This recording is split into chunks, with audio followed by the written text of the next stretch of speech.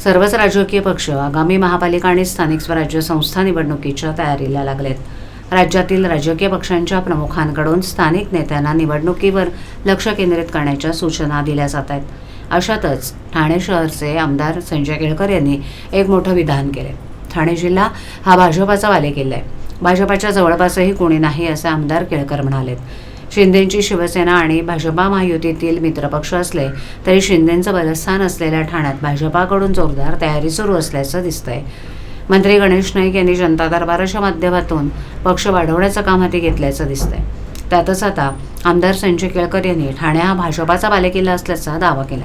माध्यमांशी बोलताना आमदार केळकर म्हणाले की भाजपाचे ठाणे जिल्ह्यात 9 आमदार आहेत। 9 आमदारांच्या जवळपासही कोणी नाहीये, त्यामुळे ठाणे जिल्हा भाजपाचा बालेकिल्ला आहे। त्यामुळे पालिकांच्या बाबतीत मोठ्या प्रमाणात लोक निवडून आणणं आणि लोकांचं समर्थन मिळतंय। सामान्य माणसाचा भाजपावर विश्वास आहे, त्यामुळे हा पक्ष वाढत जाईल। वेळ पडेल तेव्हा स्वतंत्र, वेळ पडेल तेव्हा सर्वांना बरोबर घेऊन, पण भाजप आता थांबणार नाही, असं विधान आमदार संजय केळकर यांनी केलंय।